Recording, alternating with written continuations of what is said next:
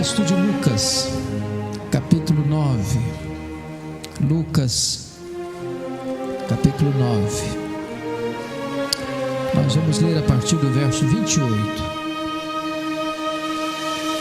A partir do verso 28 até o verso 45.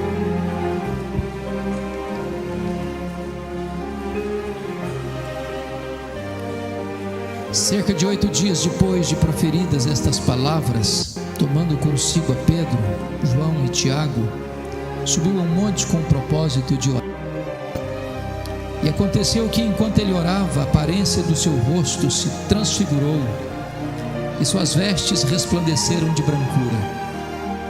Eis que 2 varões falavam com ele, Moisés e Elias, os quais apareceram em glória e falavam da sua partida que ele estava para cumprir em Jerusalém. Pedro e seus companheiros achavam-se premidos de sono, mas conservando-se acordados, viram a sua glória e os 2 varões que com ele estavam. Ao se retirarem estes de Jesus, disse-lhe Pedro: Mestre, bom estarmos aqui. Então façamos 3 tendas, uma será tua, outra de Moisés e outra de Elias, não sabendo porém o que dizia. Enquanto assim falava, veio uma nuvem e os envolveu, e encheram-se de medo ao entrarem na nuvem. E dela veio uma voz dizendo: Este é o meu filho, o meu eleito, a ele ouvi. Depois daquela voz achou-se Jesus sozinho. Eles calaram-se. Dias a ninguém contaram coisa alguma do que tinham visto. No dia seguinte, ao descerem eles do monte, veio ao encontro de Jesus grande multidão. E eis que dentre a multidão surgiu um homem dizendo em alta voz: Mestre, suplico-te que vejas meu filho, porque é o único. O espírito se apodera dele, de repente o menino grita, e o espírito atira por terra, convulsiona-o até espumar, e dificilmente o deixa depois de o ter quebrantado. Roguei aos teus discípulos que o expelissem, mas eles não puderam. Respondeu Jesus: Ó geração incrédula e perversa, até quando estarei convosco e vos sofrerei? Traz o teu filho. Quando se ia aproximando, o demônio o atirou no chão e o convulsionou. Mas Jesus repreendeu o espírito imundo, curou o menino e o entregou a seu pai. E todos ficaram maravilhados ante a majestade de Deus. Como todos se maravilhassem de quanto Jesus fazia, disse aos seus discípulos: Fixai nos vossos ouvidos as seguintes palavras: O Filho do Homem está para ser entregue nas mãos dos homens. Eles, porém, não entendiam isto, e foi-lhes encoberto para que não o compreendessem, e temiam interrogá-lo a este respeito. Irmãos amados, Jesus está já no ocaso do seu ministério terreno, já praticamente a caminho de Jerusalém. Seria preso, julgado, condenado e crucificado. E esse texto revela para nós que, como que preparando-se para esta grande empreitada e grande jornada do seu ministério, ele sobe um monte para orar. Eu não sei que monte é esse. Alguns dizem que é o Monte Tabor, outros pensam que é o Monte Hermon, mas não nos interessa o monte. O importante é que ele subiu um monte para orar. E ele distingue dos 12, 3 dos discípulos, os mais achegados, possivelmente, Pedro, Tiago e João, e os leva consigo para o alto daquela montanha. E ele vai ali para orar. Os 9 outros ficam no sopé do monte. A Bíblia não nos informa quanto tempo ele ficou lá, mas ele subiu com o propósito de orar. E esse texto nos enseja algumas lições importantes que eu gostaria de partilhar nesta noite. São 3 grupos bem distintos aqui. O primeiro deles, formado por Pedro, Tiago e João. Eles sobem o monte com Jesus, eles veem Jesus orando, eles veem milagres acontecendo, mas eles não oram, e eles não têm discernimento. Eu vou chamar esse primeiro grupo, a primeira espiritualidade desse grupo, da espiritualidade do monte. Os 9 que ficaram lá no sopé do monte, eu vou chamar de a espiritualidade do vale. Os que subiram e viram coisas extraordinárias, mas estavam eles privados de entendimento até das coisas essenciais e elementares da fé cristã. Então eu vou chamar a espiritualidade de Pedro, Tiago e João da espiritualidade do monte, do êxtase sem entendimento. Os que ficaram no sopé do monte também não oraram, também não jejuaram, e estavam desprovidos para enfrentar as grandes demandas e desafios do ministério. Uma criança endemoniada aparece por lá, levada pelo pai, e os discípulos não puderam libertar aquela criança.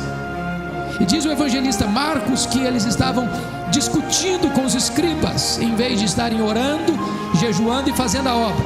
Então nós vamos chamar a espiritualidade dos 9 que ficaram no sopé, a espiritualidade do vale, a espiritualidade da discussão sem poder.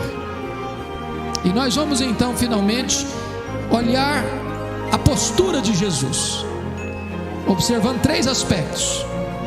Ele sobe o monte para orar, ele desce o monte para obedecer, e ele revela poder espiritual, libertando o cativo, libertando o endemoniado. A espiritualidade da oração, da obediência e do poder. Sobre esses 3 aspectos que eu gostaria de partilhar com vocês nesta noite. Primeiramente vamos então olhar a espiritualidade de Pedro, Tiago e João. Eles sobem o monte para orar, mas eles não oram. O que empolga Jesus não empolga o coração deles. O que é o deleite de Jesus é cansaço para eles.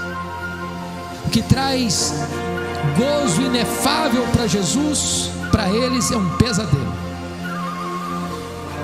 E eu quero dizer para você que orar é um exercício magnífico, maravilhoso, glorioso. Mas se você não estiver sintonizado com o coração de Deus, nada vai ser mais do que orar.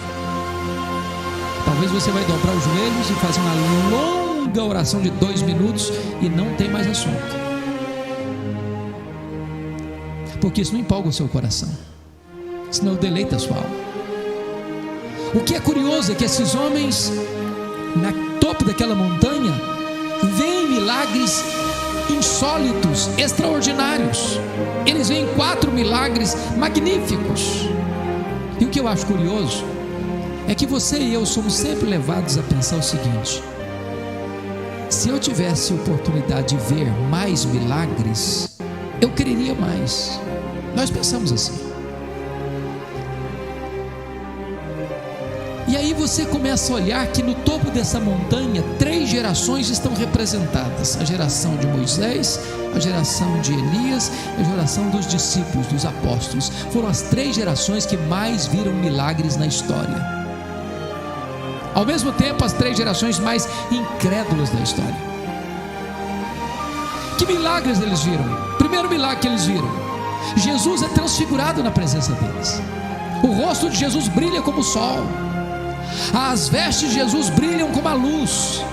Marcos chega a informar que a roupa de Jesus era tão branca que nenhum lavandeiro da terra poderia fazer igual. Segundo milagres que eles veem: Moisés e Elias, o representante da lei e o representante do profeta, aparecem em glória conversando com Jesus no topo daquela montanha. Terceiro milagre que eles veem: uma luz luminosa os envelopa, os envolve, os engole.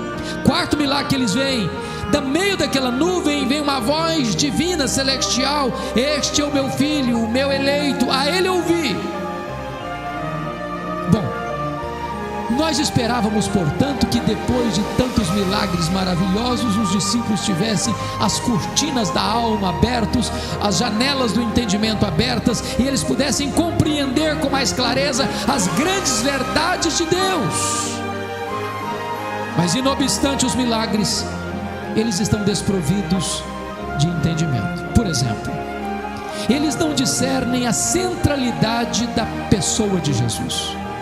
Vejam vocês que quando Pedro diz assim para Jesus: mestre, bom estarmos aqui, vamos fazer 3 tendas, uma será tua, outra de Moisés, outra de Elias. Diz a Bíblia que ele não sabia o que estava falando. Sabe por que ele não sabia? Porque estava falando uma grande bobagem. Ele estava cometendo um terrível deslize doutrinário. Ele estava equiparando Jesus a Moisés e Elias, ao representante da lei e ao representante dos profetas. Não obstante, comparando Jesus aos grandes, talvez maiores homens da história, mas Jesus não é apenas um grande homem. Jesus é o Filho do Deus Todo-Poderoso. Ele é único, Ele é singular, Ele é incomparável.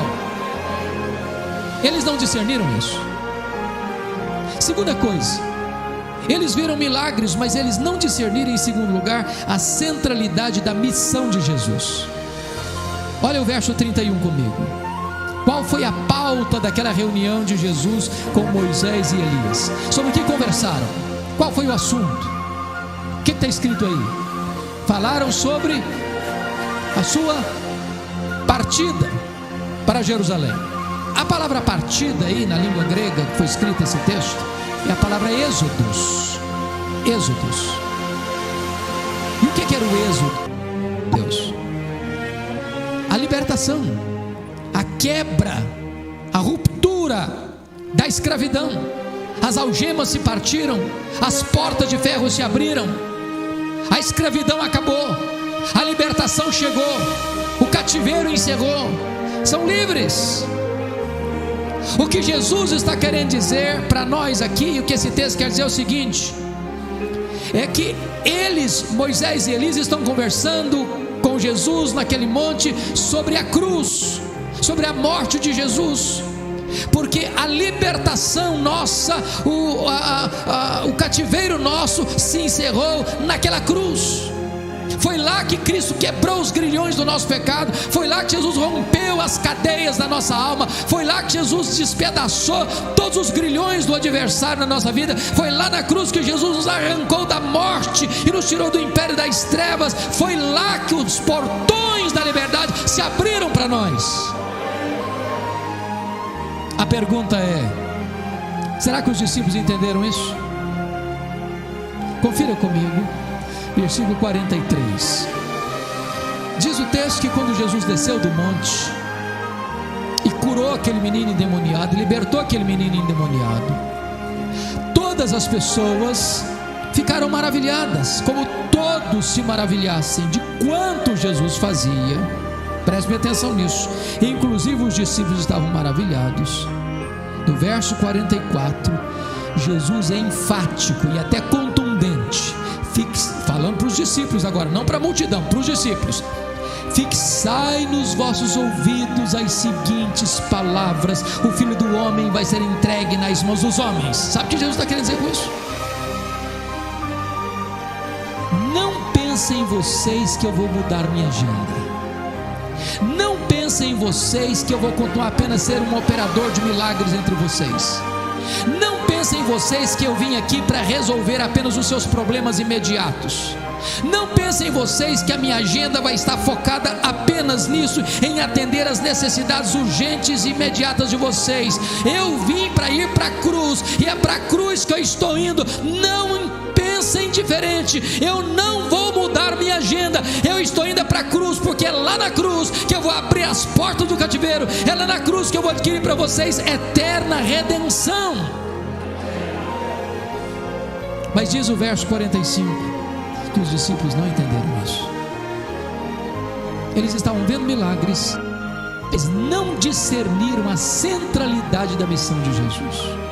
Qualquer espiritualidade que não passe pela cruz não é a espiritualidade de Deus, não é a verdade de Deus. Porque a única chance de nós sermos libertos do pecado, a única chance de nós sermos libertos do diabo, a única chance de nós sermos verdadeiramente livres é pela cruz de Cristo, não há outro caminho. Terceiro lugar, eles estavam vendo milagres, mas eles não discerniram a centralidade da missão deles mesmos. Quando Pedro diz assim: mestre, bom estarmos aqui, vamos fazer 3 tendas, eles nem pediram tenda para eles. Vamos ficar aqui, Jesus.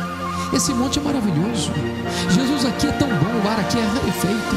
Jesus aqui a gente não vê gente atribulada, aqui a gente não vê gente chorando, aqui a gente não vê gente endemoniada, aqui a gente não vê gente necessitada. Aqui nesse monte tem brilho, aqui nesse monte tem luz, aqui nesse monte tem milagre. Vão ficar aqui, Jesus, aqui é bom demais. Deixa eu dizer uma coisa para você, amado. O monte é muito bom, mas o monte é apenas para você recarregar as baterias, porque o lugar de exercer o seu ministério é lá no vale. É lá que tem gente sangrando, é lá que tem gente chorando, é lá que tem gente endemoniada, é lá que tem gente cativa, é lá que tem gente precisando de ajuda, é lá que tem pessoas chorando, desesperadas, precisando de socorro. É lá. Nós não podemos cultivar apenas a espiritualidade do monte, do acampamento, da conferência, de uma cruzada, ou de um congresso, ou de um momento de seminário, onde você se concentra para estudar uma verdade e sai lá com o coração aquecido. Mas você precisa descer para o vale, porque é lá no vale que tem gente precisando da sua ajuda, da sua palavra, do seu socorro. Quarto lugar, eles estão vendo milagres, mas eles não discernem a centralidade da adoração e do culto. Preste bem atenção, que quando escutam a voz de Deus falando de dentro da nuvem: este é o meu filho, o meu amado, o meu eleito, a ele ouvi. Diz Mateus que eles caíram de bruços, de tanto medo. Eles ficaram apavorados, atordoados. E aqui, irmãos, eu gostaria de chamar a atenção para dois extremos perigosos em relação à adoração. Primeiro, é o extremo da falta de reverência. Eu não sei se vocês percebem, mas nós estamos vivendo uma geração que parece que está perdendo pouco a pouco a questão da reverência. E eu fiquei impressionado na chamada Copa das Confederações do Brasil, quando o então técnico da seleção brasileira, eu não sei se vocês perceberam isso, exigiu que os jogadores brasileiros entrassem em campo compenetrados. Não pode mascar chicletes, todo mundo cantando o hino nacional como um patriota. Vocês se lembram disso? Como os jogadores brasileiros cantaram o hino nacional na Copa das Confederações. Eu fiquei pensando o seguinte: entrar num campo de futebol, para jogar um jogo de futebol, se cobra dos jogadores uma postura correspondente de reverência à camisa que estão vestindo, quanto mais nós entrando na casa do Deus vivo para adorar o Deus que é o Senhor dos céus e da terra. Nós precisamos ter essa postura de reverência. Mas existe um outro extremo perigoso, é o extremo do medo de Deus, do temor de Deus, como se Deus fosse um estraga-prazer, como se Deus fosse um xerife cósmico, como se Deus fosse alguém que está com um porrete na mão, prestes a me dar uma bordoada toda vez que eu dou uma vacilada. E às vezes os pais, até com a boa intenção de educar os filhos, passam essa ideia: menino, não faz essa arte não, que Deus vai te castigar. E o menino cresce com medo de Deus. Aí o primeiro deslize que o menino dá quando adolescente, sabe o que ele vai fazer? Fugir de Deus, com medo de Deus. Deixa eu dizer para você: santo, santo, santo, mas Ele é um Pai amoroso. Você pode chegar quebrado, machucado, ferido, sangrando, sujo, mas se você tiver com o coração quebrantado, Ele corre, Ele abraça, Ele beija, Ele celebra, Ele festeja. Você não tem que correr de Deus, você tem que correr para Deus. Eles estão no monte, eles estão vendo milagres, mas eles estão desprovidos de entendimento espiritual. Mas vamos ao segundo grupo, aqueles que ficaram no sopé do monte. Eles estavam lá, mas eles também não oraram. E é curioso que é o evangelista Marcos que vai nos informar que enquanto eles estavam ali, os escribas discutiam com eles. E os escribas eram os teólogos da época, eram os doutores da lei da época, eram os melhores conhecedores da época, os mais profundos, os mais peritos, os mais profundos na discussão teológica. A Bíblia não diz sobre que assunto discutiram. Talvez um bom tema teológico, talvez um bom embate teológico. E eu quero dizer para você, meu irmão, que há espaço na igreja de Deus para discussão. Assim, até uma cadeira no seminário chamada de apologética. Há uma área, há um momento em que você precisa realmente defender aquilo que você crê, de uma forma clara, de uma forma lógica, de uma forma consistente, de uma forma bíblica, racional. Mas aqui há um grande perigo. Há um grande perigo. É quando nós perdemos o foco, e em vez de nós orarmos e fazermos a obra, nós gastamos todo o tempo discutindo a obra. Esse é um grande risco, irmãos. E se você parar para perceber, via de regra, nós nos reunimos muito mais para discutir a obra do que para fazer a obra. Domingo após domingo, semana após semana, e aí nós marcamos uma conferência para trazer uma pessoa que possa então nos esclarecer um pouco melhor como é que a gente discute a obra. Aí a gente viaja 1000 quilômetros para um congresso para discutir a obra. Aí volta de lá e faz um grupo menor, mais concentrado, para discutir a obra de novo. E aí a gente lê um livro especial para discutir a obra. E aí a gente se matricula num seminário para fazer um curso de mestrado para discutir a obra. E termina isso, vai para um doutorado para discutir mais a obra. E nós passamos o tempo todo discutindo a obra, enquanto Deus quer que nós façamos a obra. Agora preste bem atenção nisso, irmão. Enquanto os discípulos discutiam com os escribas, o diabo agia furiosamente, perversamente, cruelmente. Porque diz o texto que havia um menino, filho único, endemoniado. E se você ler Mateus, Marcos e Lucas, que relata esse fato, diz que o diabo pegava esse menino, jogava no fogo, jogava na água, jogava por terra, queria matar o menino, e dificilmente o demônio deixava antes de quebrar o menino todo. Eu imagino um adolescente esquálido, todo cheio de cicatrizes, de hematomas pelo corpo.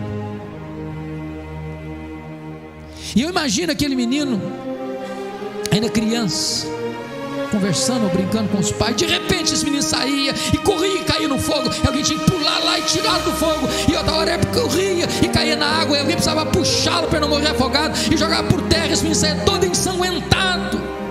Não havia paz nessa casa, não havia alegria nessa família, até o dia que esse pai escuta que os discípulos de Jesus estão na região. Há um alívio, há um lampejo de esperança, brota na alma dele uma luz no fim do túnel do desespero. Ele diz: meu Deus, chegou a minha hora, aqui estão os discípulos de Jesus, eles vão me ajudar, eles vão orar por ele, ele vai ser liberto, eu vou ter alívio, eu vou ter resposta, eu vou ter cura, eu vou ter alegria na minha casa, a coisa vai acontecer hoje, o milagre de Deus vai entrar na minha família hoje. E ele vai, todo cheio de esperança, e diz a Bíblia que os discípulos não puderam.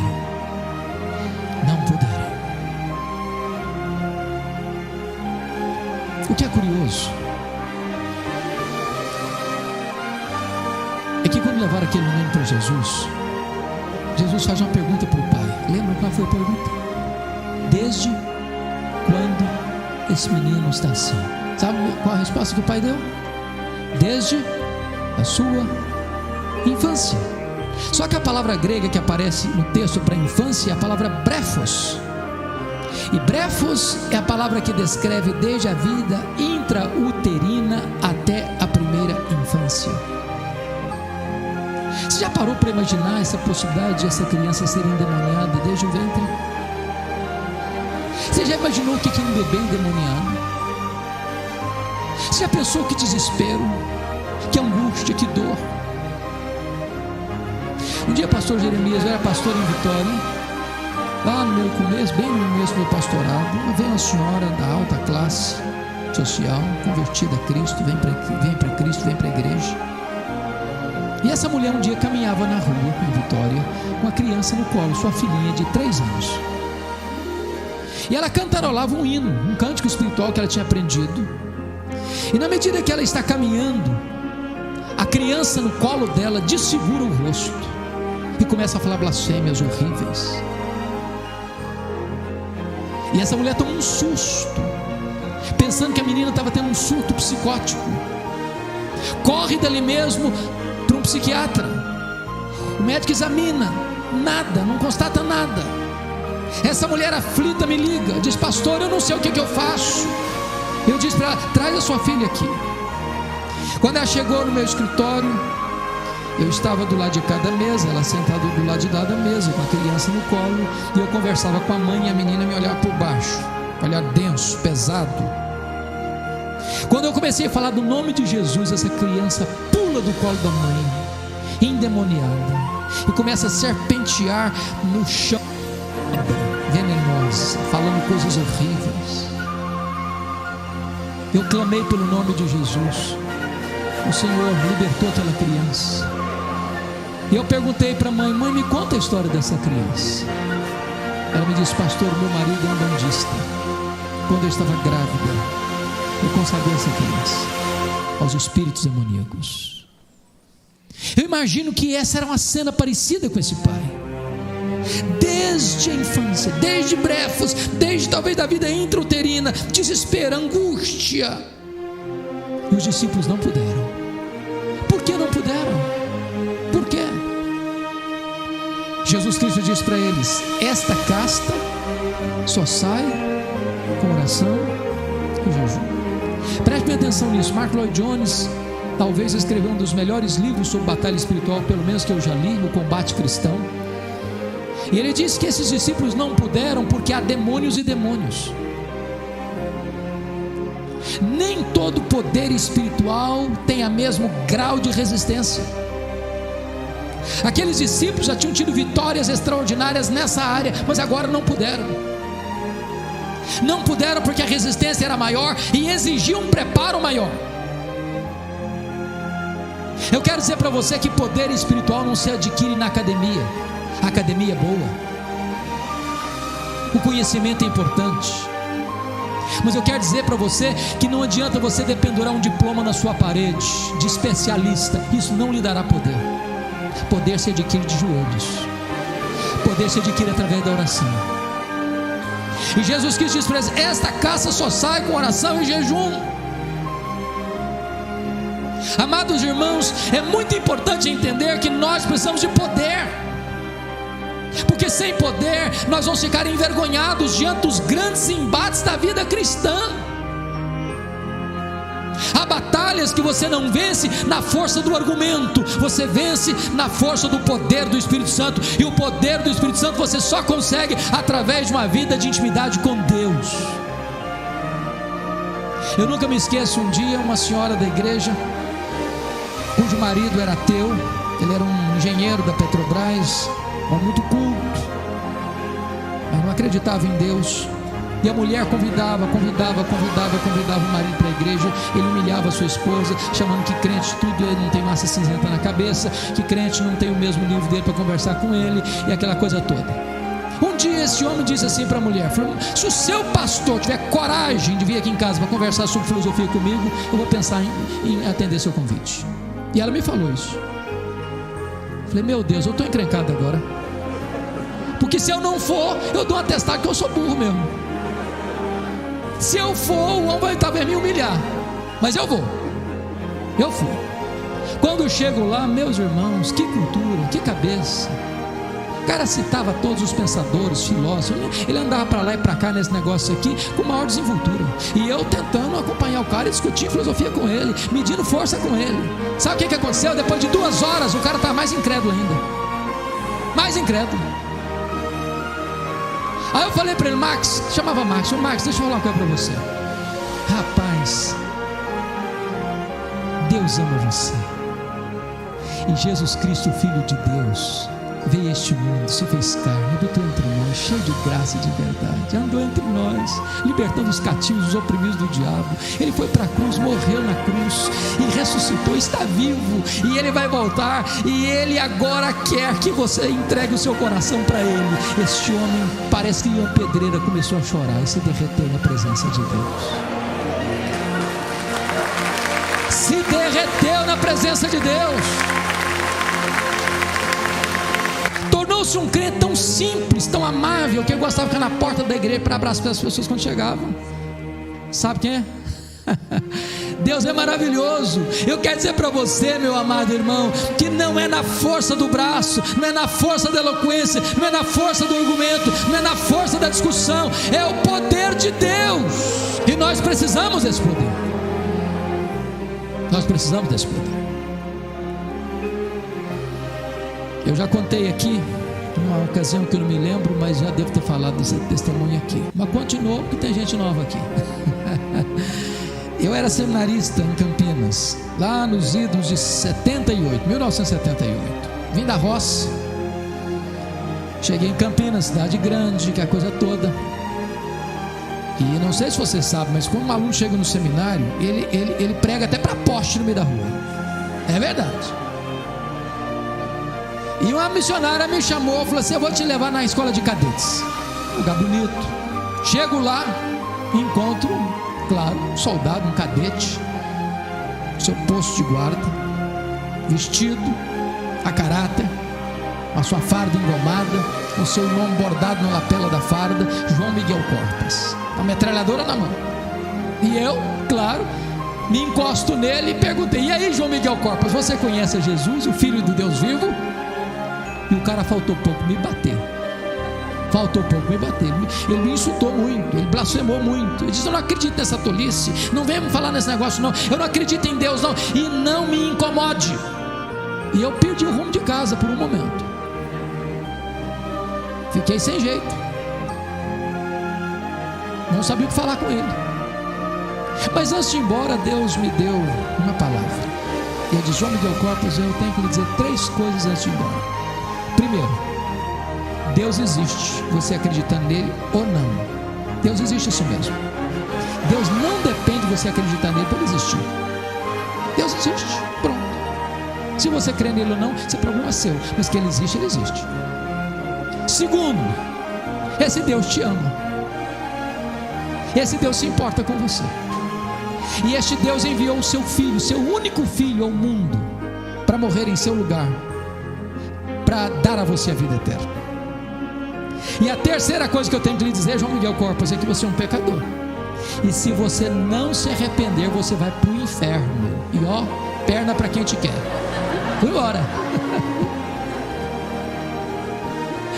O cara estava com a metralhadora na mão.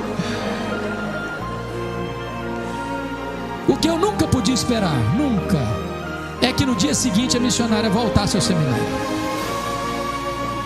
Ela chegou lá e disse: Hernandes, eu preciso ir na minha casa agora. Eu falei: o que aconteceu? O João Miguel Corpas. Aí eu fiquei, falei: pronto, agora o homem vai querer brigar comigo, ele não gostou da minha abordagem. Quando eu vou caminhando para aquela casa, pensando 1000 coisas, e entro, ele estava sentado no fundo. Quando ele me viu entrando, ele se levantou e correu na minha direção e me segurou pelos braços e disse com lágrimas nos olhos: por favor, me fale do seu Deus, me fale do seu Jesus. Aquele cadete ateu estava de joelhos, prostrados aos pés do Senhor Jesus. Isso era próximo mês de julho. Quando eu volto de férias para Campinas, do mês de julho, ele me ligou e disse: eu já levei 3 colegas a Cristo, aqui da escola de cadetes. Eu acompanhei durante o tempo do seminário, eu perdi o contato com ele.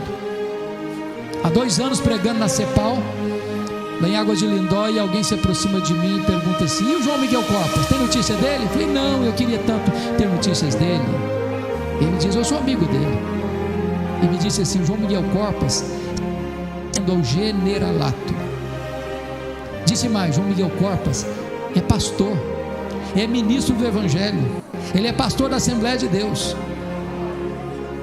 Naquele mesmo mês eu fui pregar lá na igreja presbiteriana de Vila Mariana, e eu estava lá com a esposa, para me dar um abraço.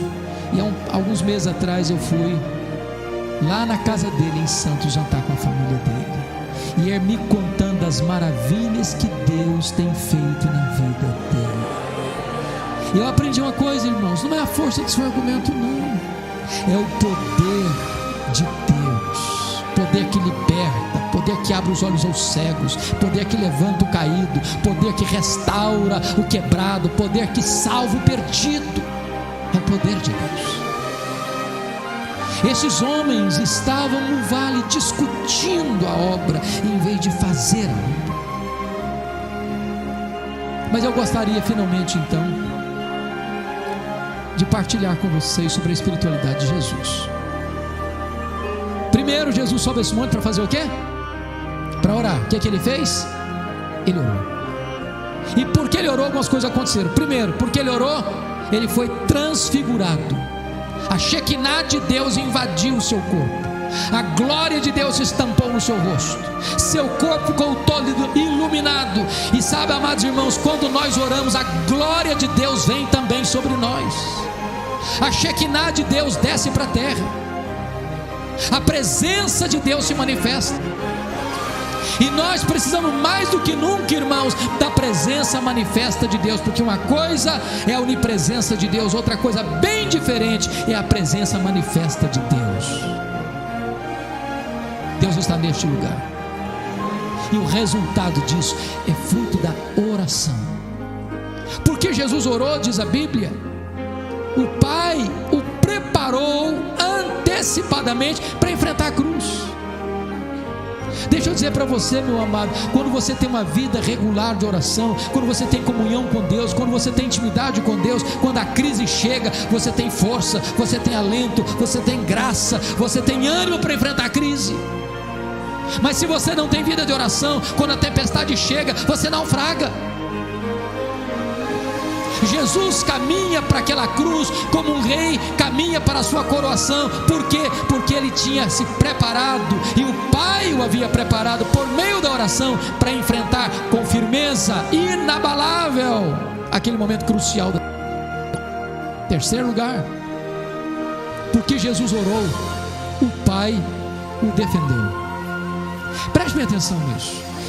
Quando Pedro diz aquela bobagem: vamos fazer 3 tendas, Senhor, comparando Jesus com Moisés e Elias e colocando no mesmo nível de Moisés e Elias, Jesus poderia ter defendido: ô Pedro, você não está me entendendo, você não me conhece ainda, você não sabe quem eu sou ainda.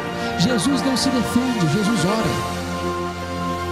e porque ele ora, o Pai o defende, dizendo: este é o meu filho, este é o meu filho, este é o meu amado, a ele eu ouvi.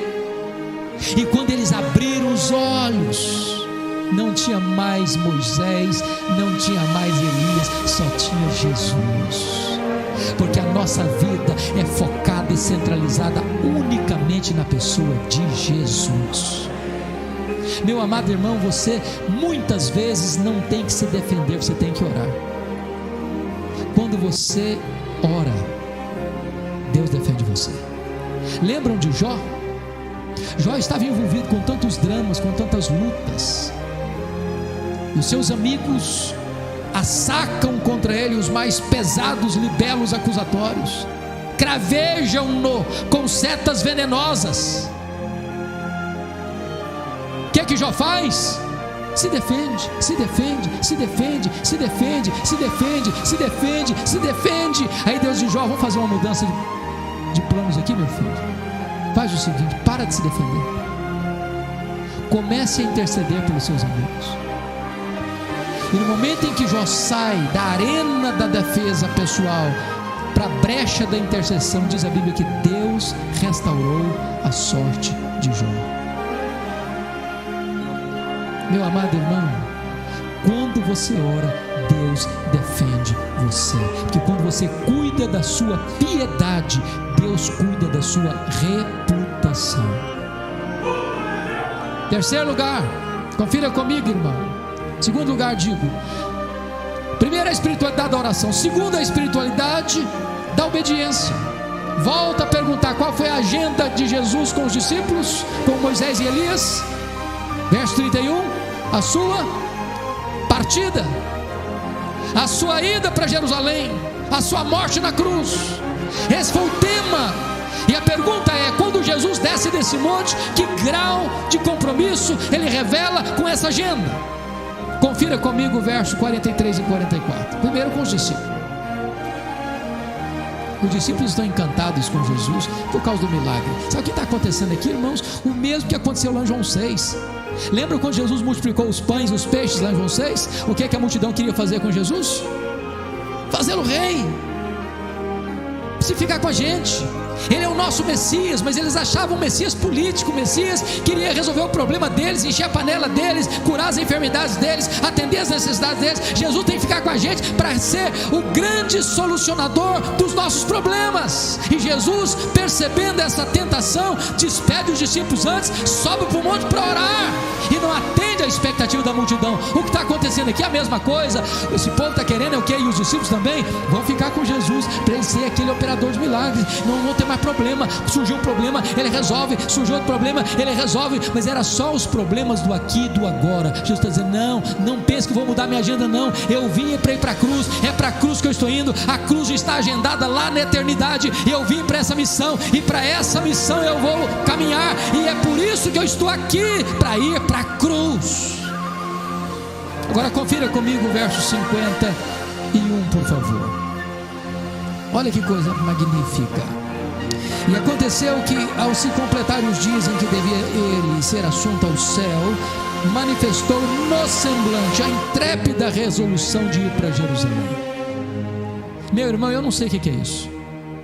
Eu acho que eu não tenho essa capacidade tão grande de ler, mas as pessoas podiam ler o rosto de Jesus. Estava escrito na testa dele, nos olhos dele, no semblante dele. Todo mundo percebia: ele está indo, e ele está indo com coragem, ele está indo com força, ele está indo com firmeza, ele está indo sem titubear. Agora confira o versículo 52 e 53, por favor. Olha o que está escrito aí: e enviou mensageiros que o antecedessem. Indo eles, entraram numa aldeia de samaritanos para lhe preparar pousada, mas não o receberam, porque o aspecto dele era de quem decisivamente ia para Jerusalém. É disposição de obedecer, ainda que a obediência passasse pelo caminho da cruz. Você tem prontidão para obedecer? Até que ponto? Porque às vezes nós até nos dispomos a obedecer, se isso não nos custar nada. A prontidão de Jesus em obedecer passava pelo seu sacrifício, passava pela sua morte, e morte de cruz. A espiritualidade de Jesus passa pelo caminho da obediência. Mas finalmente, a espiritualidade de Jesus é a espiritualidade da oração, da obediência e do poder. Porque o texto diz que quando o Pai chega para Jesus, dizendo assim: eu apresentei o meu filho aos teus discípulos, mas eles não puderam. O que é que Jesus diz? Solta uma exclamação de angústia: ó geração incrédula e perversa, até quando vos suportarei? Traz o teu filho. E diz o evangelista Marcos que quando o pai estava trazendo o filho, o demônio joga o menino no chão. O menino começa a convulsionar, começa a espumar, começa a rilhar os dentes. E Jesus dá uma ordem, está lá em Marcos: sai desse menino e voltes a ele. E o demônio deixou, e o menino ficou liberto, o menino ficou curado. Agora preste atenção nisso. Quando uma pessoa endemoniada é liberta, se essa pessoa não se rende a Cristo, a casa fica limpa e vazia. Diz a Bíblia que esse demônio pode sair e voltar com mais 7 demônios, e o segundo estado ser pior do que o primeiro. Mas a ordem categórica: sai e não voltes mais. Sabem por quê? Porque Jesus tem todo o poder, tem toda a autoridade, nos céus, na terra e debaixo da terra. Jesus manda no céu, Jesus manda na terra e Jesus manda no inferno.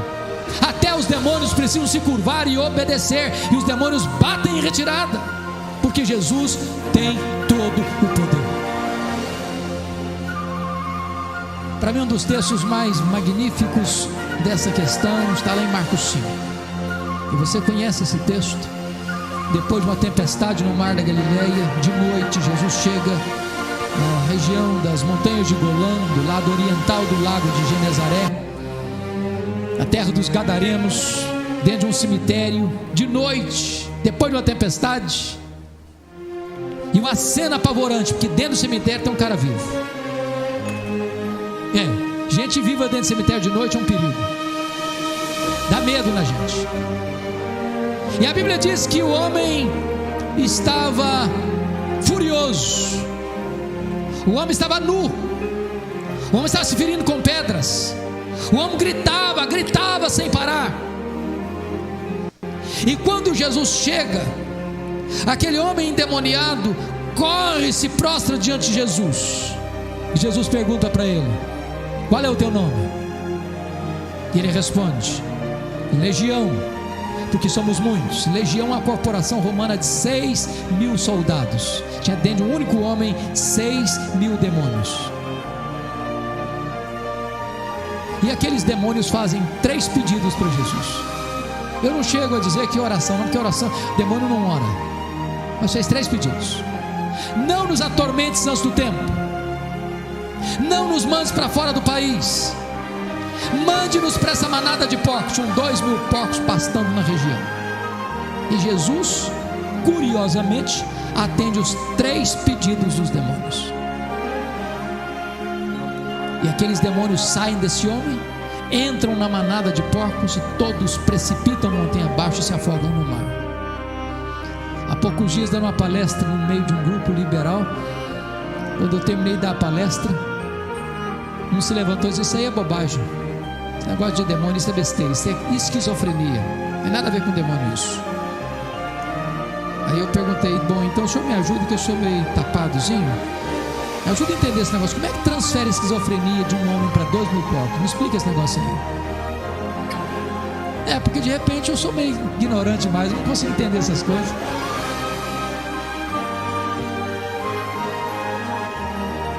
O curioso é que esse homem agora, liberto, curado, em são juízo, vestido, assentado aos pés de Jesus, também faz um pedido, um único pedido: Senhor, permita-me ir contigo, permita-me fazer parte dos teus discípulos e acompanhar-te.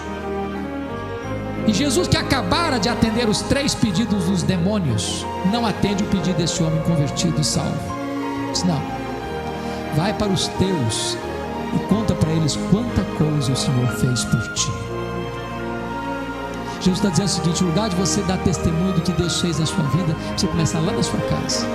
Onde você foi problema, você vai ser solução. Onde você causou dor, você vai ser motivo de alívio. Onde você foi problema, você vai trazer a glória de Deus e mostrar o que Deus fez na sua vida.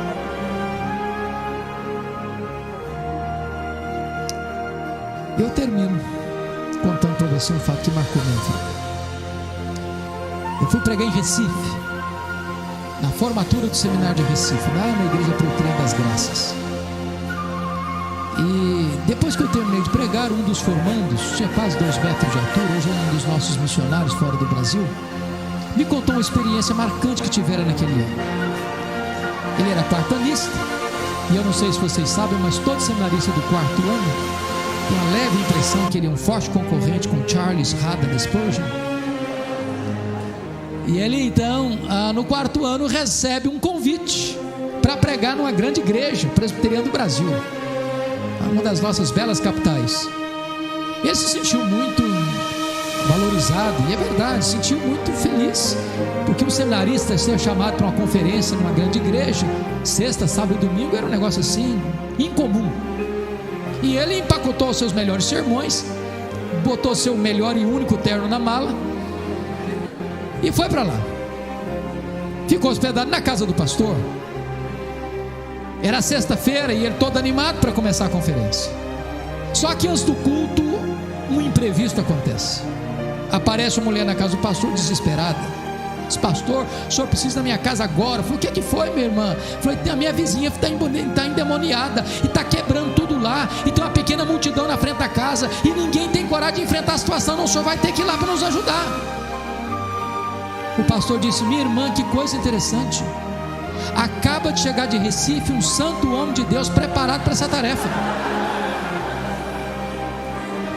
E o seminarista começou a tremer as pernas e começou a gaguejar. Eu vim falar para o senhor que eu estou indo embora. Mas ele nem conseguiu falar isso. O pastor pegou o seminarista, tiracolo, saiu andando no meio da rua. De longe viram um grupo ao redor da casa e escutavam os gritos cavernosos daquela mulher. Quando chegaram, o seminarista olhou para o chão, o pastor olhou para o seminarista. Disse: seminarista, o caso é todo seu, pode entrar na casa. O seminarista, muito aflito, desesperado, com muito medo, entrou na casa. Quando ele entrou, se deparou com um quadro horrível. Aquela mulher estava com o rosto desfigurado, com um semblante esquisito demais. E quando ele tentou esboçar a primeira frase, a mulher lhe deu uma bofetada na cara e jogou ao chão. E no chão ele ficou por mais de 1 hora. E a mulher bufando ao redor dele como uma fera selvagem, falando em impropérios e blasfêmias. Ele me disse, com lágrimas nos olhos, diz: pastor Hernandes, parece que um filme passou pela minha cabeça.